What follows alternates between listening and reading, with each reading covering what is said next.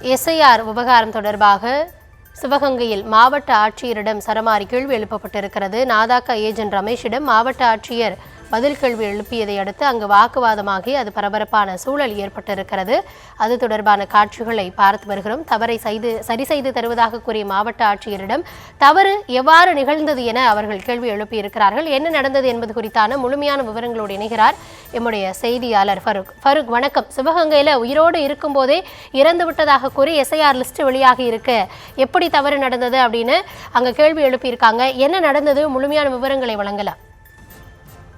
சிவகங்கை மாவட்டம் சிவகங்கை சட்டமன்ற தொகுதியினுடைய நாம் தமிழர் கட்சியின் வேட்பாளராக அறிவிக்கப்பட்ட இந்துஜா மற்றும் அவருடைய கணவர் ரமேஷ் ஆகிய இருவரும் எஸ்ஐஆர் விண்ணப்ப படிவங்களை முறையாக பூர்த்தி செய்து வழங்கிய நிலையிலிருந்து அவர்கள் இருவரும் இறந்து விட்டதாக இப்பொழுது அந்த பட்டியலில் இடம்பெற்றிருக்கிறது. அவர் இருவருக்கு அதிர்ச்சியை ஏற்படுத்தியுள்ளது. வேட்பாளரும் அவருடைய கணவரும் மற்றும் நாம் தமிழர் கட்சியினுடைய நிர்வாகிகளும் இந்த மாவட்ட ஆட்சித்தலைவரிடம் அவர்கள் பூர்த்தி செய்து கொடுக்கப்பட்ட விண்ணப்பத்தினுடைய ஒரு நகலையும் தற்போது வெளியாகியுள்ள பட்டியலையும் எடுத்துக்கொண்டு மாவட்ட ஆட்சித்தலைவர்கள் முறையிட்டார்கள். நாங்கள் உயிருடன் இருக்கும் போதே இருவரும் இறந்து விட்டதாக அறிவிக்கப்பட்டுள்ளது. இதற்கு என்ன பதில் சொல்லுகின்றீர்கள்? இது எவ்வாறு இந்த தவறு நடந்தது என்று மாவட்ட ஆட்சித்தலைவரிடம் கேட்கப்பட்டது.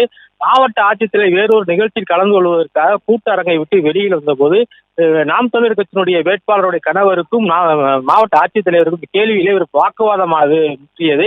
மாவட்ட ஆட்சித்தலைவர் இந்த தவறின் மீது உரிய நடவடிக்கை எடுக்கப்பட்டு யார் இந்த தவறுகளை செய்தார்களோ அவர்களை கண்டிப்பான முறையில ஒழுங்கு நடவடிக்கை அவர்கள் மீது எடுக்கப்படும் என்று தெரிவித்தார்கள்.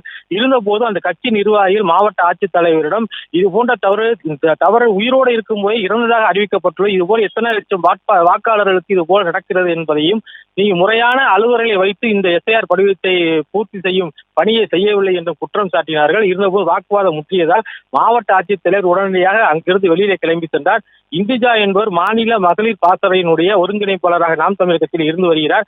அவருடைய கணவரான ரமேஷ் நாம் தமிழர் கட்சியின் மாநில ஒருங்கிணைப்பாளராகவும் இருவரும் இருந்து வருகிறார்கள். தற்போது இதுதான் மாவட்ட ஆட்சித்தலைவர் அலுவலகத்தில் பெரும் பரபரப்பான சூழ்நிலை ஏற்பட்டுள்ளது. தற்போது மாவட்ட ஆட்சித்தலைவர் அலுவலகத்தில் அதிக அளவிலான நாம் தமிழர் கட்சியினுடைய தொண்டர்கள் அவர்களுடன் ஒன்றிணைந்து தற்போது பேசிக் கொண்டிருக்கின்றார்கள்.